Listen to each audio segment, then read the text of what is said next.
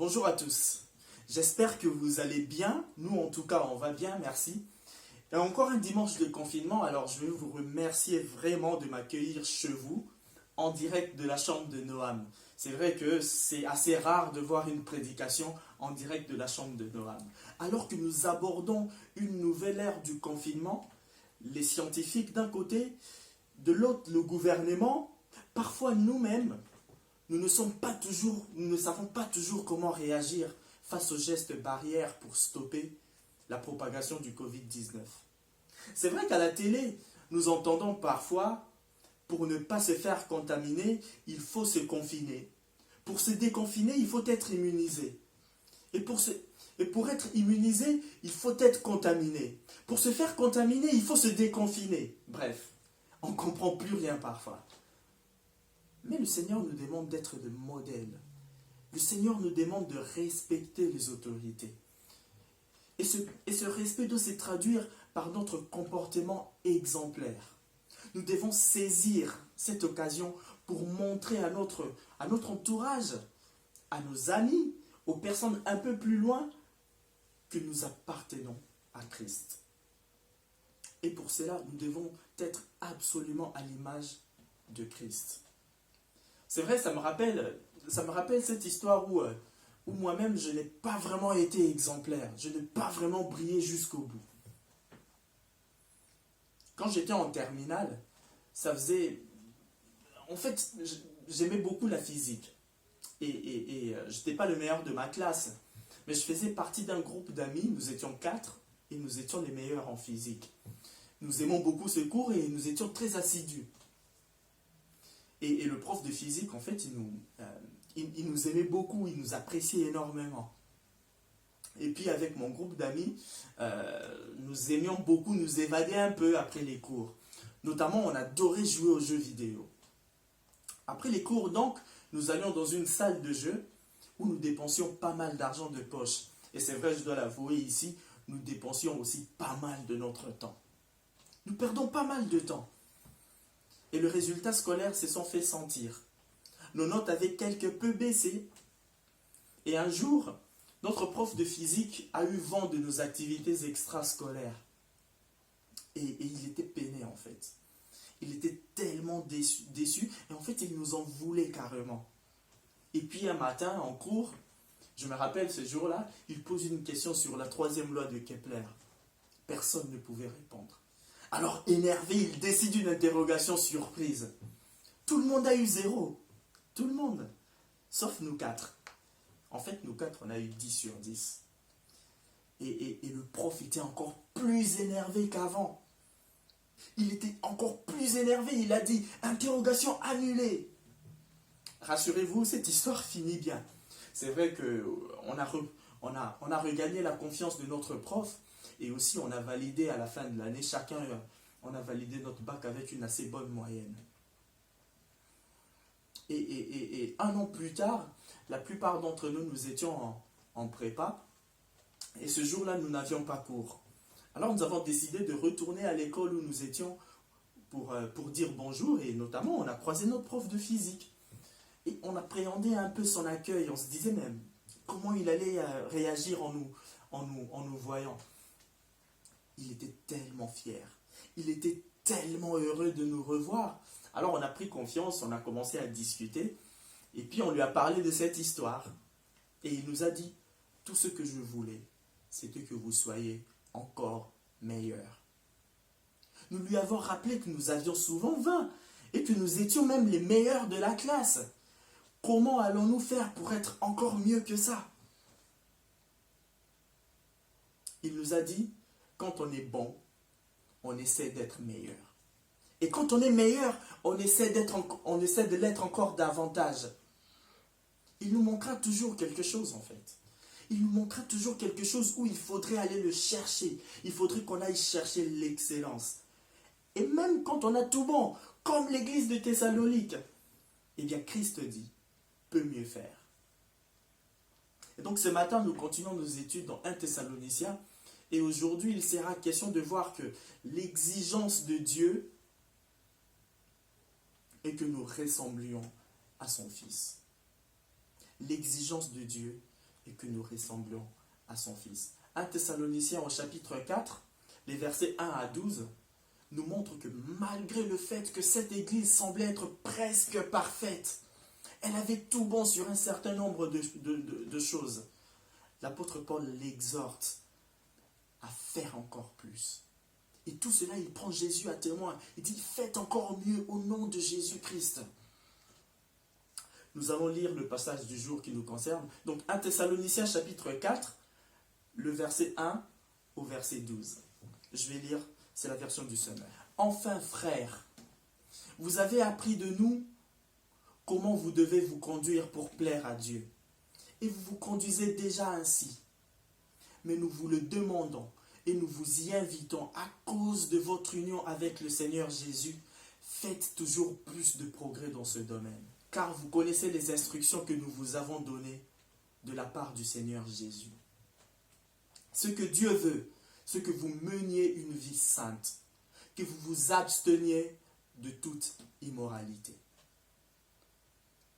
Que chacun de vous sache gagner une parfaite maîtrise de son corps pour vivre dans la sainteté et l'honneur, sans se laisser dominer par des passions déréglées, comme le font les païens qui ne connaissent pas Dieu. Qu'ainsi, personne ne cause du tort à son frère dans ce domaine, en portant atteinte à ses droits. Dieu, en effet, fait justice de toute faute de ce genre. Nous vous l'avons déjà dit et nous vous en avons averti. Car Dieu ne nous a pas appelés à nous adonner à des pratiques dégradantes, mais à vivre d'une manière sainte.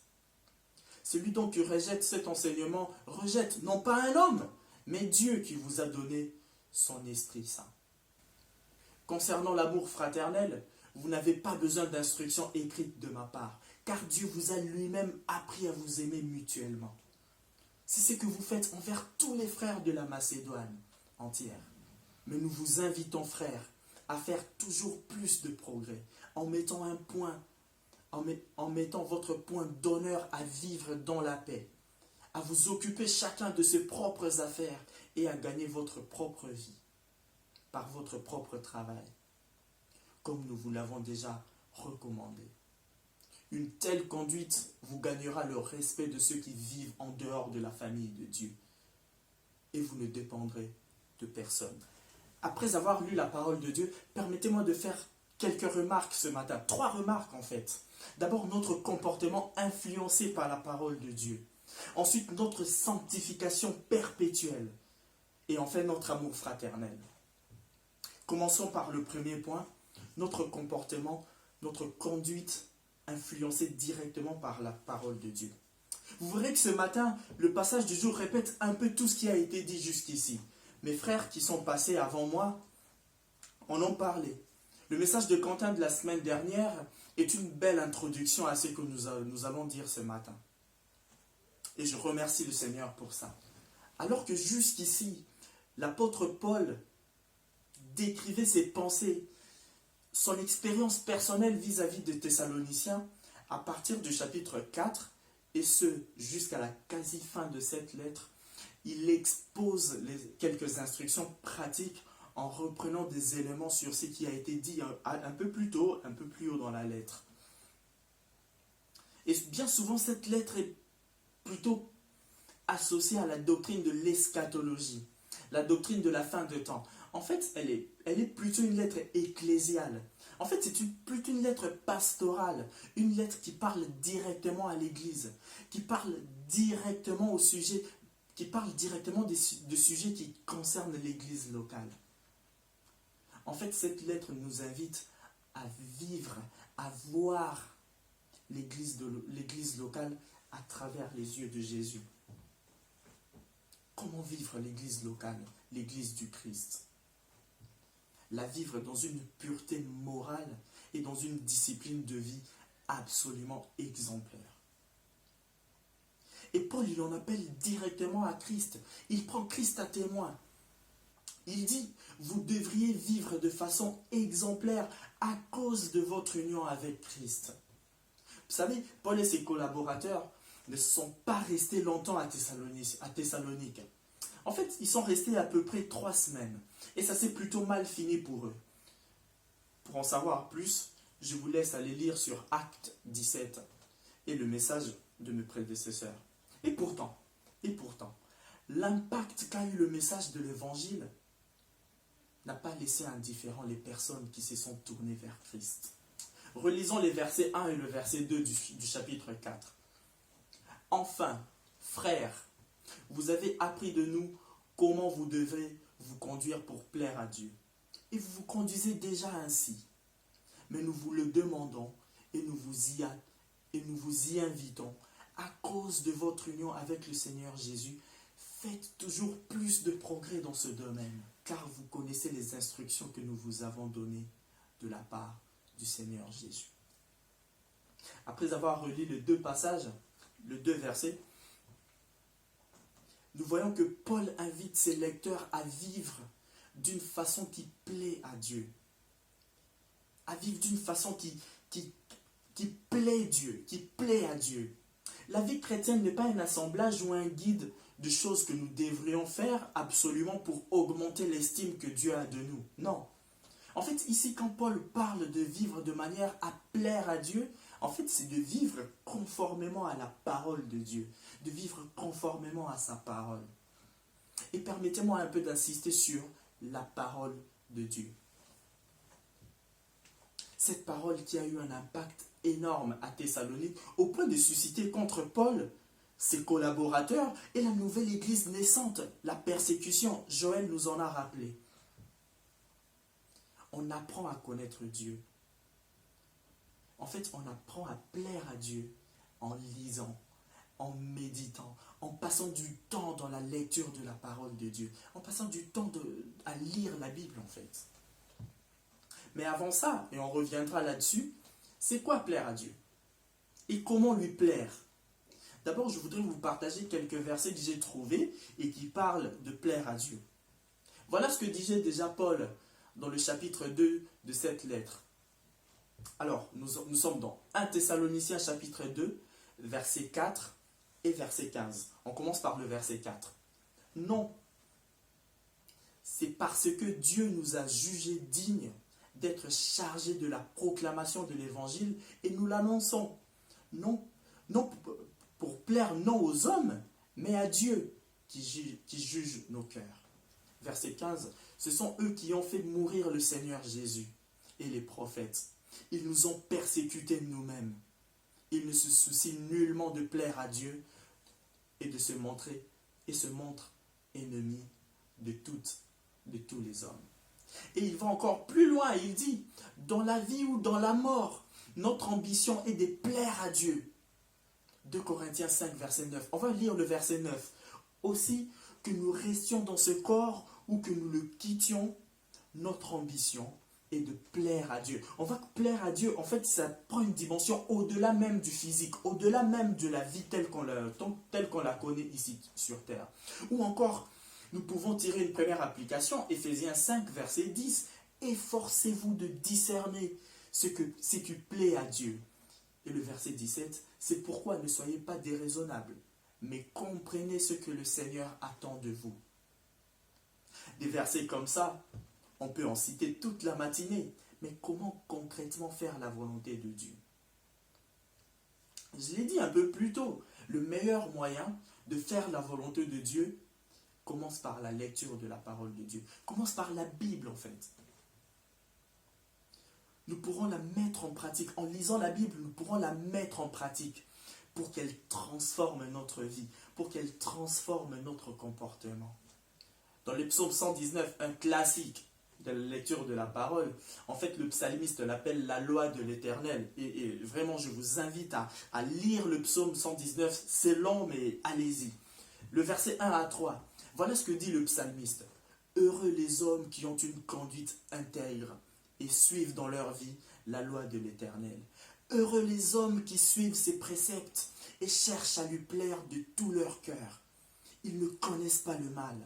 Ils suivent les chemins que Dieu leur a tracés. Vraiment, je vous invite aujourd'hui à prendre un temps dans votre journée à étudier ce chapitre 119 des psaumes. C'est un peu long, c'est vrai, mais tellement riche, tellement riche. en apprenant à connaître Dieu, en passant du temps dans la lecture de la parole de Dieu, c'est par elle, c'est par la Bible que Dieu se révèle à l'humanité. C'est par elle que Dieu nous aide à reconnaître et à ne pas tomber dans le mal.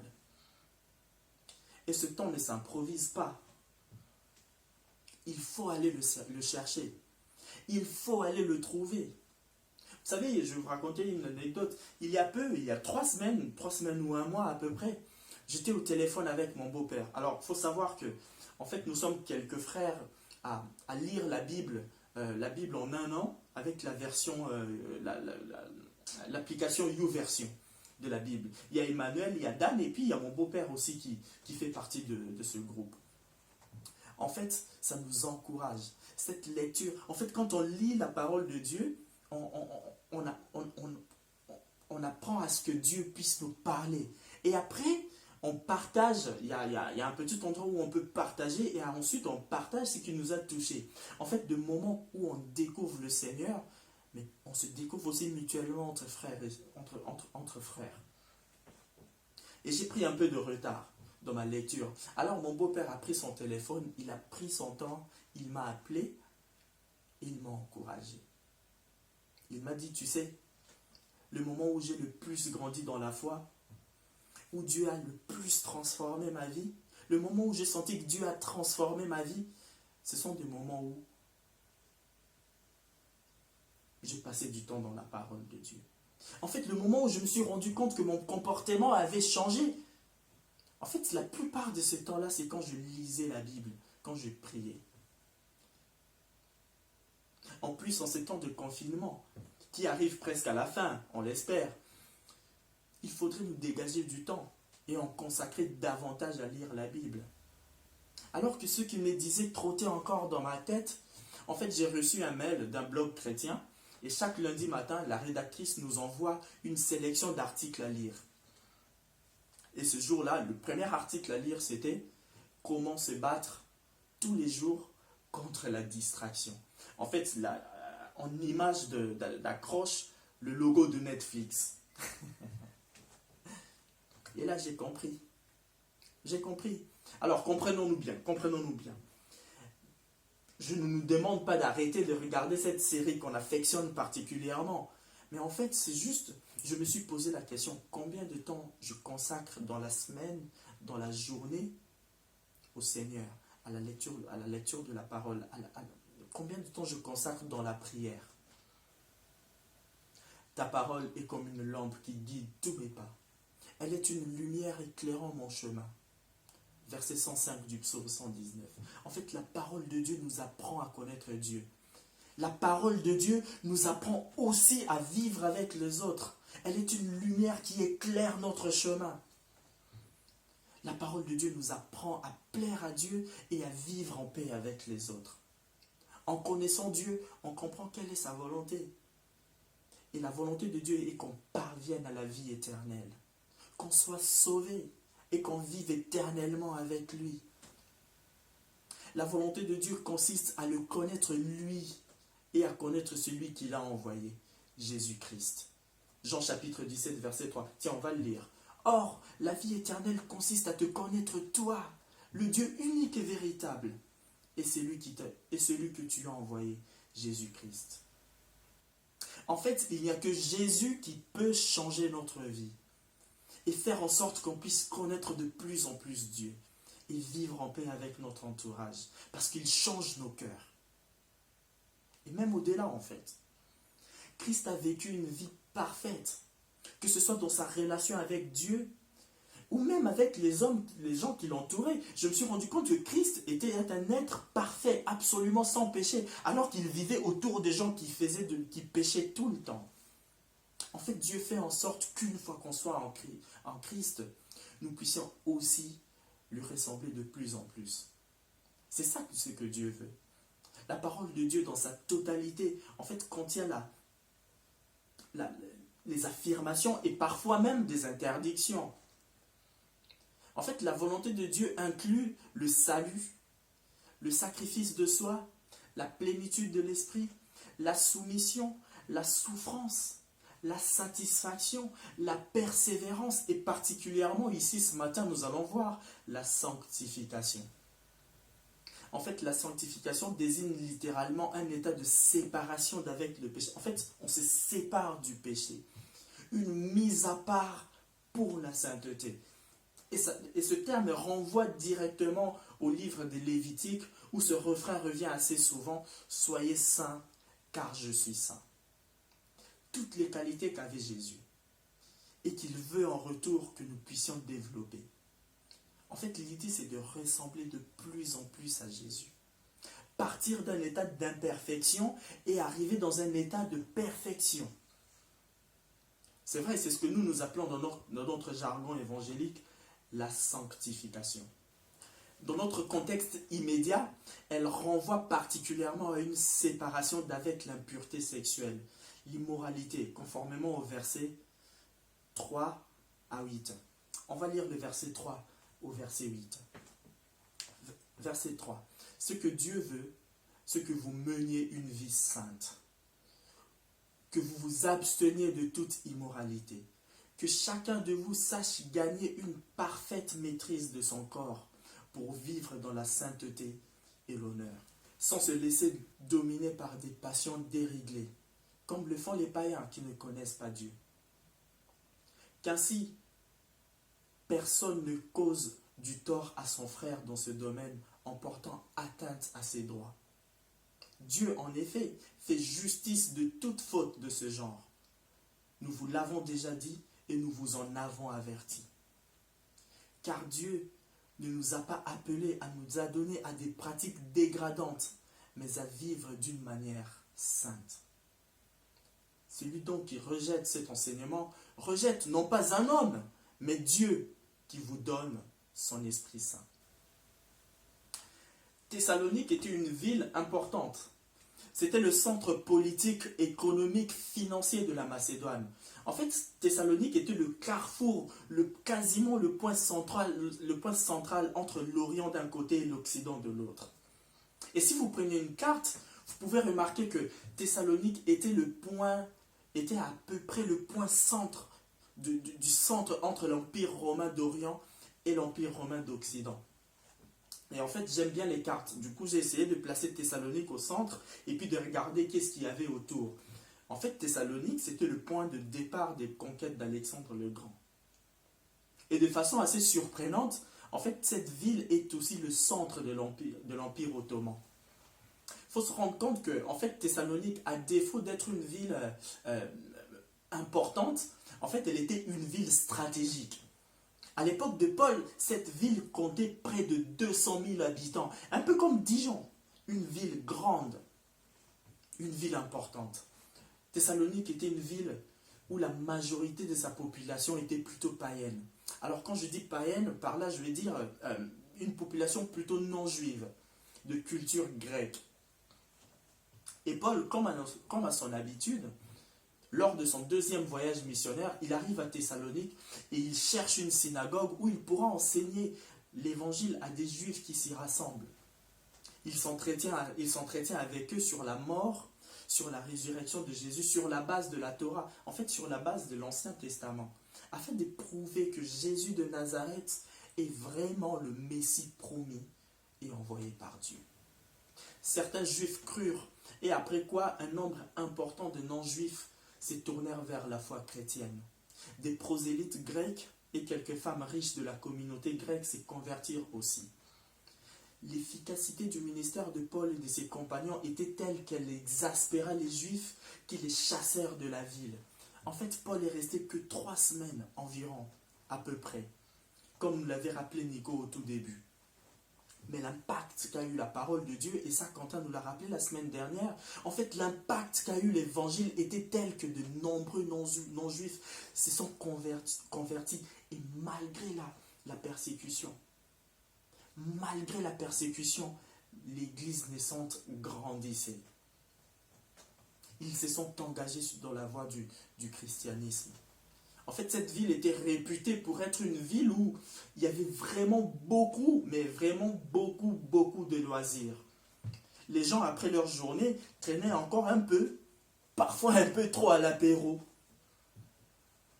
Et en fait, ces gens qui se sont convertis, ces gens qui n'avaient pas la culture juive, ces gens qui venaient d'une autre culture, d'une culture plutôt grecque, il fallait les enseigner. Ces hommes et ces femmes qui se sont tournés vers Dieu, en fait, il fallait les enseigner à ne plus s'adonner à des pratiques que Dieu condamne, mais à chercher la pureté du corps et de l'esprit.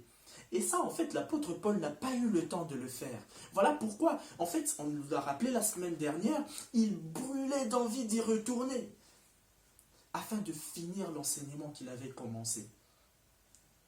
J'aimerais qu'on aborde ce deuxième point, le point de la sanctification, sous deux aspects. En fait, premièrement, on verra un aspect plutôt physique, et après, deuxièmement, on verra un aspect plutôt spirituel. Et dans nos églises, et c'est bien, nous mettons souvent un accent sur la famille. Et c'est très bien. Mais il faut qu'on se rappelle et qu'on n'oublie surtout pas que la famille de Dieu, dans la famille de Dieu, il y a tout le monde. Les personnes qui sont mariées, avec ou sans enfants, d'autres qui ne le sont pas ou qui ne le sont plus, d'autres encore qui ont perdu leur conjoint ou leur conjointe. En fait, le message de Dieu doit parler à tout le monde.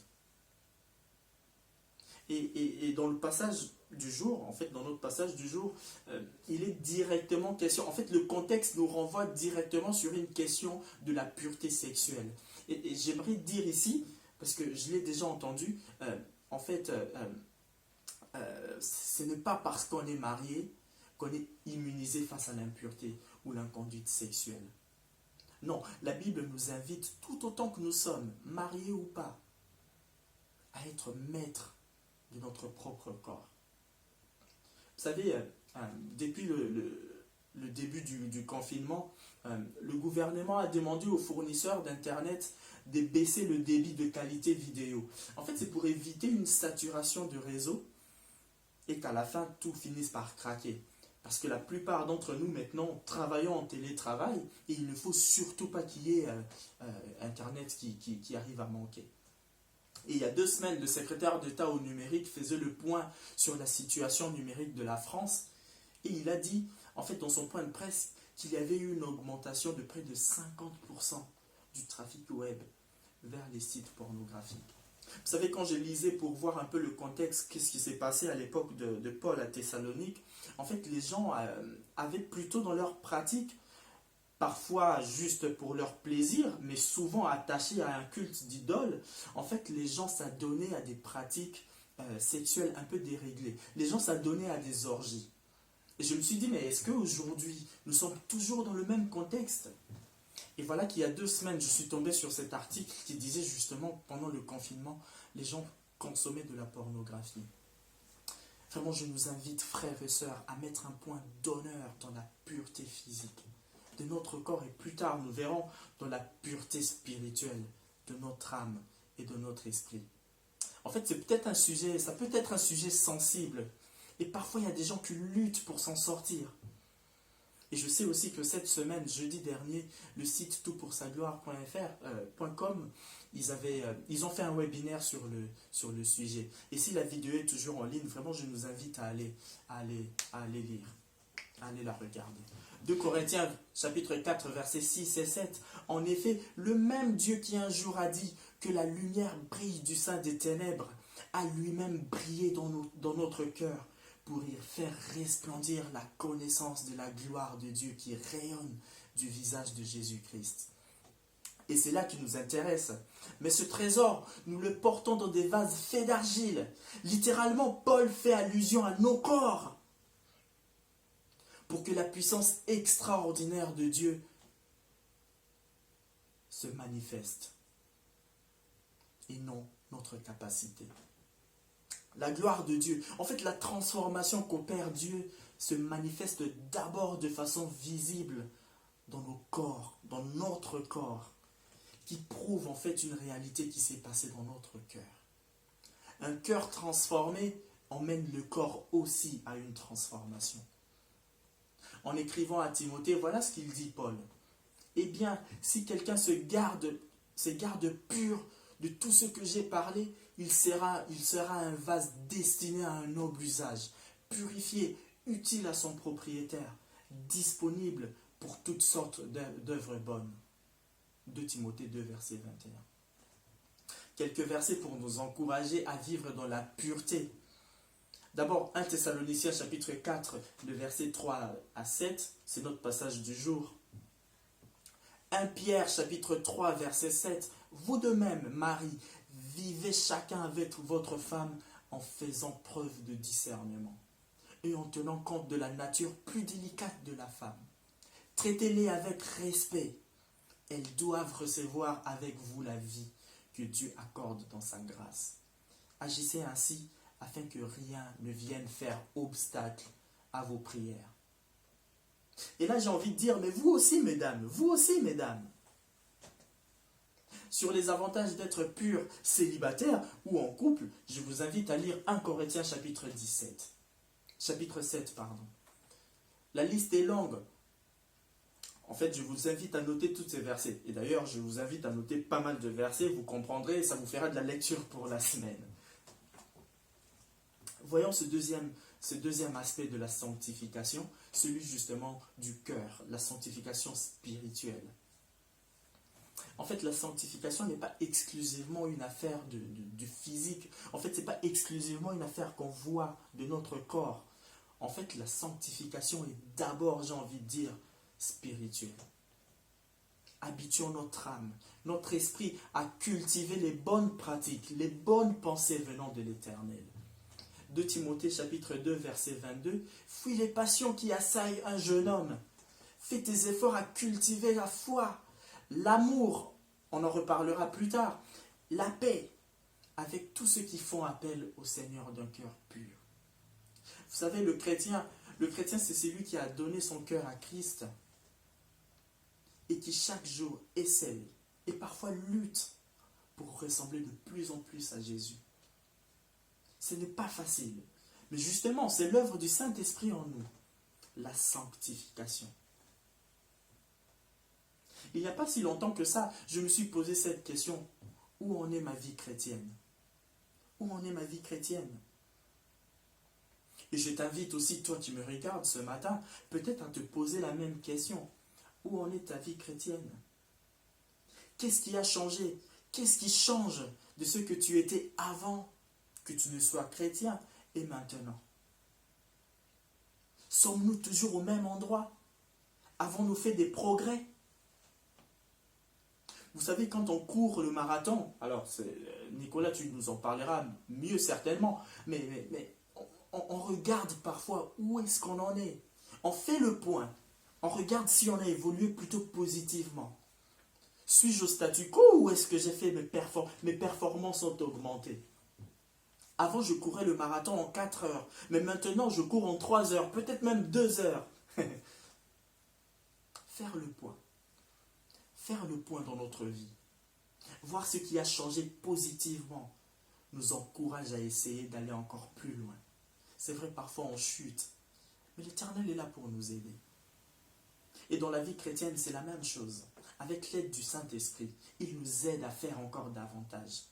2 Corinthiens chapitre 5, verset 17. Ainsi, si quelqu'un est uni à Christ, il appartient à une nouvelle créature. Les choses anciennes sont passées, voici, les nouvelles choses sont là.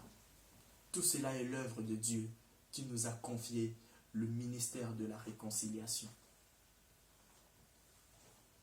Et dans le verset 7 et 8 de notre passage du jour, on voit clairement que Dieu ne nous appelle pas à vivre des pratiques dégradantes, mais à vivre d'une manière sainte. Et c'est ce que produit l'Esprit de Dieu en nous. Au lieu de regarder vers les choses passées, en fait la Bible nous invite plutôt avec le Saint-Esprit, et le Saint-Esprit nous y aide à rejeter l'immoralité, les pratiques dégradantes, la débauche, l'adoration des idoles, la magie, les haines, le querelle, la jalousie, les accès de colère, les rivalités, les dissensions, les divisions, l'envie, l'ivrognerie, les orgies et toutes ces choses de ce genre. On ne fait certainement pas tout ce que je viens de citer dans cette liste, mais on peut parfois se reconnaître.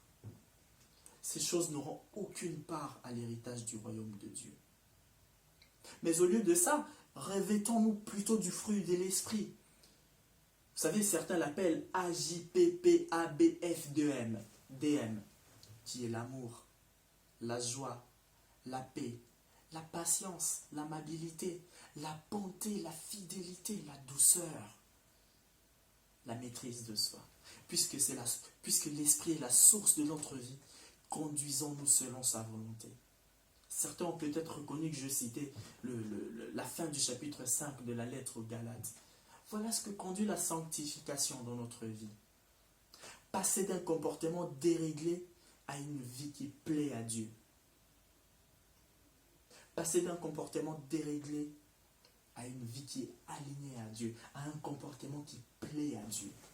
Et enfin, le troisième point pour finir, nous allons parler de l'amour. C'est vrai, Quentin, la semaine dernière, nous a déjà parlé de ce sujet. Et en fait, le sujet est tellement important que l'apôtre Paul en parle une nouvelle fois dans cette lettre aux Thessaloniciens. Vous savez, l'amour est peut-être le plus important dans des enseignements de la Bible. En tout cas, le plus grand des commandements. L'amour ou la communion fraternelle. Verset 9. Concernant l'amour fraternel, vous n'avez pas besoin d'instructions écrites de ma part, car Dieu vous a lui-même appris à vous aimer mutuellement. C'est ce que vous faites envers tous les frères de la Macédoine. Mais nous vous invitons, frères, à faire toujours plus de progrès, en mettant un point d'honneur à vivre dans la paix, à vous occuper chacun de ses propres affaires, et à gagner votre vie par votre propre travail, comme nous vous l'avons déjà recommandé. Une telle conduite vous gagnera le respect de ceux qui vivent en dehors de la famille de Dieu. Et vous ne dépendrez de personne. Imaginons-nous un peu, dans 2 ou 3 ans, Kent et Becky Good, qui ont commencé l'implantation de notre église, ou encore Paul et Louise. Bon, eux, ils vivent avec nous à Dijon. Mais imaginons un peu, Franck et Sandrine entendent parler de l'église évangélique de Dijon-Est. Ils entendent parler de nous et ils entendent parler que du bien de nous. En fait, notre renommée les met en joie. Ils nous écrivent. Et ils disent, nous avons entendu parler de votre amour fraternel. C'est super! L'amour fraternel que vous manifestez les uns envers les autres. Nous vous encourageons. Par l'union avec Jésus, faites encore plus. Faites encore plus. Franchement, en étudiant ce passage, je me suis dit que cette église était presque parfaite en fait. Bon, vous me voyez venir. Tant qu'il y a d'humains, tant qu'il y a des humains, aucune église n'est parfaite. On est bien d'accord. Et c'est bien. Ça veut justement dire que nous avons et nous aurons toujours besoin de la grâce du Seigneur dans nos vies et dans nos églises pour aller encore de l'avant, pour continuer à marcher avec Christ. Dans notre église, bien sûr, dans d'autres églises aussi, c'est vrai, le culte est déjà un moment de communion fraternelle. Nous communions avec nos frères et nos sœurs, mais aussi avec le Seigneur. Et à la fin du culte, en fait, je remarque, je vois spontanément que, bon, je voyais, parce qu'en ce moment, on ne se réunit plus physiquement, mais je voyais spontanément de petits groupes se former pour prendre de nouvelles les uns les autres, pour échanger. Certaines églises, c'est vrai, comme nous l'avions fait aussi la semaine dernière, ont mis en place des rencontres Zoom juste à la fin du culte. Justement, c'est pour essayer de conserver ce lien qui nous manque tellement.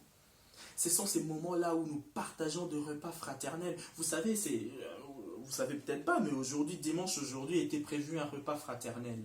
Certains d'entre nous serions restés pour manger ensemble, discuter, prendre de nouvelles, échanger.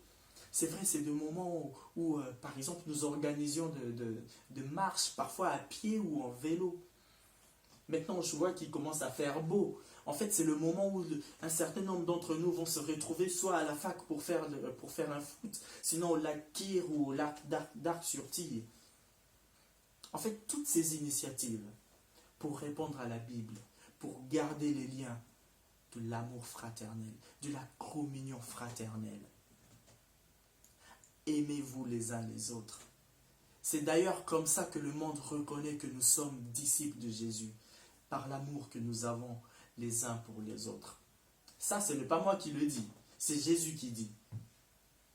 par l'amour que nous aurons les uns pour les autres. Un jour, en 2010, c'était pendant les vacances scolaires, je suis rentré chez mon oncle et ma tante à Nanterre. Et ce jour-là, en fait, au lieu de descendre à la gare de Nanterre Préfecture, qui est vraiment à côté de la maison, je me suis dit, bon, allez, je vais descendre un arrêt avant.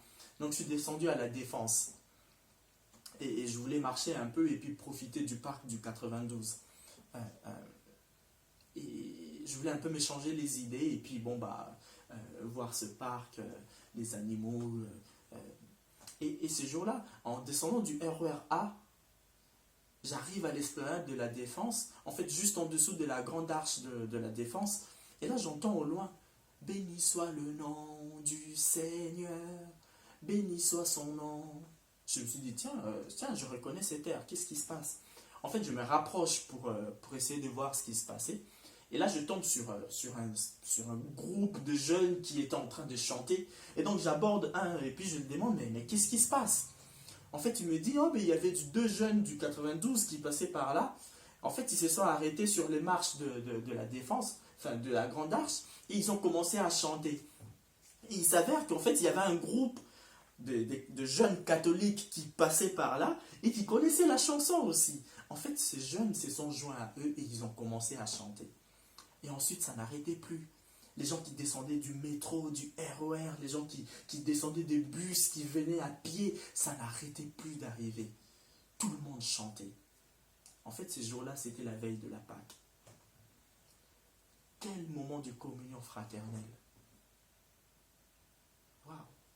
Et je disais, en fait, Paul n'est pas resté longtemps à Thessalonique, et même qu'il était obligé de fuir pour sauver sa vie. Mais en fait, l'impact qu'a eu la parole de Dieu était tel que les gens ont compris quelle était la volonté de Dieu pour eux. C'est pourquoi, comme rassuré, l'apôtre Paul écrit ce verset 9, et il dit, concernant l'amour fraternel, vous n'avez pas besoin d'instructions écrites de ma part. Car Dieu vous a lui-même appris à vous aimer mutuellement. En fait, les gens de Thessalonique s'aimaient mutuellement et c'est Dieu qui faisait ça. Et c'est Dieu qui était à la base de ça. Vous savez, Jésus a dit un jour que le plus grand commandement était d'aimer Dieu de tout son cœur, de toute son âme, de toute sa pensée et de toute sa force. Et il a dit aussi, il y a un deuxième commandement qui ressemble au premier. Aime ton prochain comme toi-même.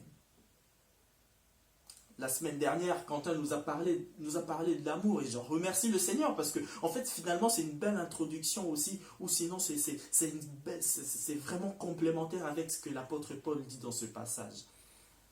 Et donc, je vais essayer d'aborder ce commandement en allant voir sous l'angle auquel le passage a été écrit en premier dans l'Ancien Testament. Alors que Dieu donne la loi à Moïse, il lui donne un certain nombre d'instructions sur comment se comporter en société avec son prochain. Il conclut par ce terme. Tu ne te vengeras pas. Tu ne garderas pas de rancune envers le membre de ton peuple. Mais tu aimeras ton prochain comme toi-même. Je suis l'Éternel. Lévitique 19, verset 18. Notons ici que Dieu parle de ton prochain comme quelqu'un du même pays que toi. Ton compatriote en fait, quelqu'un de juif comme toi. Et aussi en comprenant ces passages, il me semble correct de balayer cette théologie qui veut que avant d'aimer quelqu'un d'autre que soi, en fait il faut d'abord commencer par s'aimer soi-même. Il n'est pas question de ça ici. Dieu dit, aime ton prochain comme toi-même. En fait, regarde d'abord ton prochain. En donnant cette instruction, Dieu se prend lui-même à témoin. Il dit, je suis l'Éternel, aime ton prochain comme toi-même. Quelqu'un m'a dit un jour, en fait, quand on regarde une photo où il y a plusieurs personnes, et qu'on sait pertinemment qu'on est sur cette photo, en fait, on commence d'abord par se repérer soi-même. Ah tiens, je suis là. Une fois qu'on se repère, une fois qu'on se regarde, une fois qu'on se voit, et c'est à ce moment-là qu'on commence à regarder les autres. Je pense que nous nous aimons suffisamment. Alors partageons cet amour. Aimons les autres. Aimons les autres.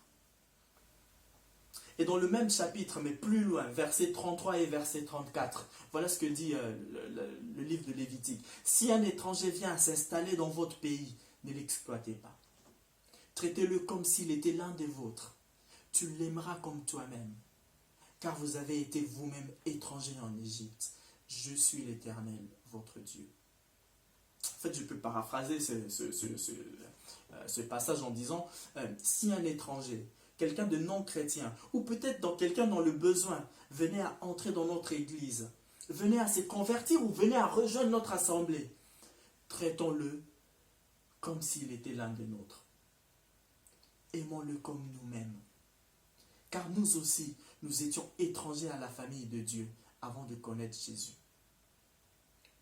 Les Thessaloniciens étaient des croyants de tout horizon. En fait, il y avait des juifs, il y avait des non-juifs. Il y avait des gens qui venaient d'Israël, il y avait d'autres qui venaient peut-être d'Europe. Et en lisant ce passage, on voit qu'ils étaient remplis d'amour les uns pour les autres. Et tout ça grâce à Dieu lui-même. Ils ont brillé par leur attitude. Jusqu'à ce que l'apôtre Paul entende parler que du bien de leur église. Vraiment, je nous invite à avoir cette même attitude. Ainsi, nous brillerons au-delà même de nos murs. Regardez d'ailleurs, on ne fait plus le culte dans nos murs. Mais c'est justement ça l'église. Au-delà de notre bâtiment, nous brillerons en société. Nous brillerons dans notre entourage. Nous brillerons dans nos familles. Nous brillerons dans nos travails. Par notre exemple, nous brillerons dans ce processus du déconfinement. Les gens qui ne sont pas de la famille de Dieu reconnaîtront en nous que nous sommes des enfants de Dieu, par l'amour, par l'exemplarité que nous aurons les uns pour les autres. Quelques versets qui vont s'afficher encore, Romains 5, verset 5, 1 Jean 2, verset 7 à 11, 1 Jean 3, verset 14, 1 Jean 4, verset 7 à 8, 1 Jean 4, verset 12 et Psaume 119, verset 97 à 102. En fait, dans tous ces versets que je viens de citer, la Bible nous invite, quelles que soient nos différences, en Christ, nous sommes frères et sœurs. La Bible nous invite à nous aimer les uns les autres, à l'image de Jésus en fait, à l'image de Jésus. Jean 15, verset 13, Jésus dit qu'il n'y a pas de plus grand amour que de donner sa vie pour ses amis. Il a donné sa vie pour nous. Il a donné sa vie pour toi, pour moi. L'apôtre Paul, dans Romains chapitre 5, verset 8, il dit « Mais voici comment Dieu nous a montré. Mais voici comment Dieu nous montre l'amour qu'il a pour nous. Alors que nous étions encore des pécheurs, Christ est mort pour nous. Christ est mort pour nous. » Alors que j'écrivais ce passage, alors que j'étais en train d'écrire ce message, j'ai eu cette image qui m'est venue à l'esprit. En fait, ça m'a rappelé la pièce de théâtre de Marc l'Expérience. Alors que Jésus était cloué à la croix, alors qu'il s'est vidé de son propre sang et qu'il se rapprochait de plus en plus de la mort, il regardait autour de lui et voilà que les gens qui étaient là, au pied de sa croix, se moquaient de lui. Voilà que ces personnes qui passaient pas loin se moquaient de lui en regardant sa croix. Voilà même que ces personnes qui étaient clouées à la croix avec lui se moquaient aussi de lui. Il se disait certainement dans son cœur, je vais aller jusqu'au bout. Par ma mort, toutes ces personnes auront une voie de réconciliation avec Dieu. Waouh! C'est peut-être ça, aimer son ennemi en fait. C'est peut-être ça, aimer quelqu'un au-delà de celui qui est ton ami. Et moi, je dois bien l'avouer, je suis bien incapable de manifester de l'amour pour quelqu'un qui me veut du mal ou pour quelqu'un qui me fait du mal. Paul dit, alors que vous étiez encore des pécheurs, Christ est mort pour vous. L'amour de Christ pour nous va au-delà de ce que le monde peut comprendre. Va au-delà de ce que le monde peut entendre. Alors que nous écoutons ce message ce matin, Dieu nous invite à nous rapprocher de son Fils et à prendre exemple sur lui. Christ a vécu une vie parfaite. Dieu veut que nous puissions vivre une vie parfaite. Alors que nous abordons le déconfinement, en tout cas à partir de demain, la Bible nous invite à avoir un comportement exemplaire. Comme Jésus, il a vécu une vie parfaite. À toujours progresser dans notre marche avec Christ. Et le Saint-Esprit nous y aide. Et enfin, à avoir un amour les uns pour les autres qui déborde à l'image de Jésus.